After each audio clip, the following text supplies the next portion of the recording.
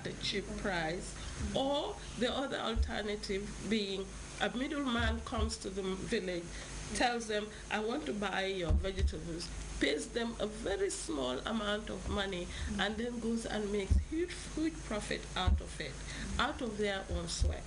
So we want to be able to help them access the markets. We want to be able to help them start their own very small businesses at the village level. Maybe do some small savings which they will use to lend each other to start a business and so on, linking them more to microfinance institutions that operate in the country. We are looking at safety net, protection, disaster risk management as another new and exciting area where we feel that with our past 30 years of experience in environmental protection, we feel that we are well placed. We have the track record to be involved, to be more actively engaged in disaster risk reduction. And there we are hoping to be able to partner with NDMA and others. We have ideas about training youth so that they can be more employable. All of that as part of disaster risk.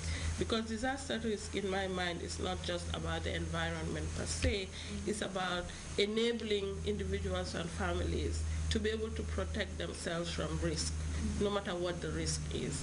And if somebody has employment skills, you can go and access the job market, or you can start a business, that thereby generating income that you can save so that if there is a disaster, you have something to fall back on.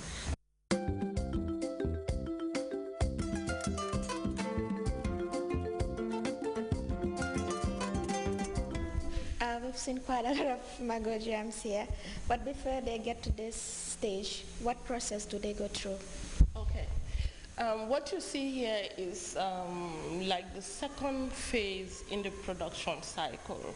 This is when the fruit have been boiled, they've been cooked, and additives, some seasoning added there, and then they are stored in these large-sized jars, waiting for orders that will allow us now to reboil, put them in smaller jars, label them, and then transport them to the consumers. So this is the stage just before the final packaging, bottling, yes. And some of this can be here for like 6 months to 1 year, but because of the way it's been packaged, it does not spoil. It does not spoil. So what variety of mangoes do you use? Or you can use any type of mango? What we have here mostly is the jur. The jur. Yes, and we find that that one works very well for jam and chutney. And because it doesn't have a lot of fiber, it's easier to process as well. So we find that one works very well. And that's what we use. What about the mangoes? Do you run out of mangoes? Well, in fact, just before you asked the question, the answer came through my head. It's like I knew you were going to ask it. Yes, because we want to maintain a year-round supply production, and the mango season is just for a period. It's a season, yes. So what we then do is we stock up this way, and this gives us enough for the final product for throughout the year. This is how we deal with it.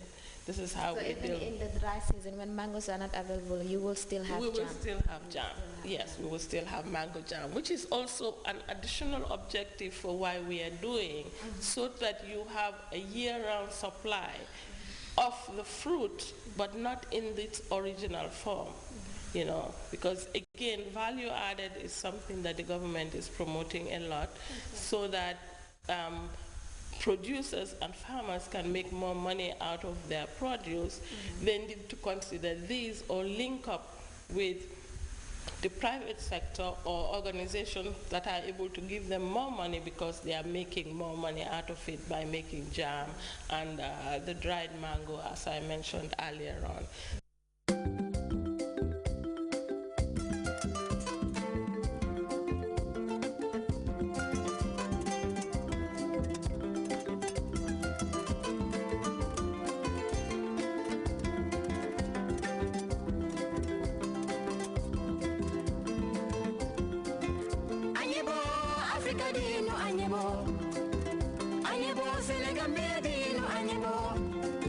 How old are these mangoes and when do you actually transplant them? At this stage, they are about 1 year. 1 year? 1 year, yes. But you can transplant maybe within a space of 1 year. Sometimes you can also transplant more than 1 year. And the reason being, some farmers, those who did not have, better fencing, they would rather have it, have it maybe at a height of maybe 2 meters and above, so that at least when they plant it, it will not be easily fall down by animals. The stem is strong, and then it, to fold it over using animal to lean on it and to bring it down will be difficult because the stem is strong. We need to water them regularly, especially the dry season. At this time of the year when we are the peak of the dry season, you need to water them regularly. Yeah. Well, as we slide into the show, we remind you that you're watching Seasons coming to you from the Gambia radio and television services. Well, some time ago you were at the Sandika, where you met so many women who are involved in selling mangoes. There are mango vendors and other vendors. How was it like at the Sandika? It was the Sandika at the Brikama market. It was great to meet great women who are trying to do their bit. That is their form of daily income. And if there's one thing they all have in common, is the problem of inadequate space and also inadequate storage facility, something that definitely needs to be looked at. Business of the mangoes is on a smooth sail, we thank God. Like any other business, it has its ups and downs. Our main problem is space. This place is barely enough to house all the women here. We also need to have one Sandika in Brikama. We experience a lot of losses due to rotting of the mangoes.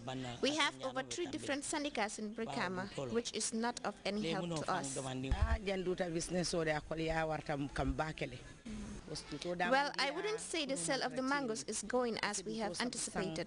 We are selling the mangoes at prices as low as $5, but we don't have much sale. Mango is very perishable and can barely make it for more than 3 days. A greater number of the mangoes perish to our expense. Because mangoes are very perishable, we sell them at very cheap prices to Senegalese. We rather sell them at cheap prices than watch them rot. Mangoes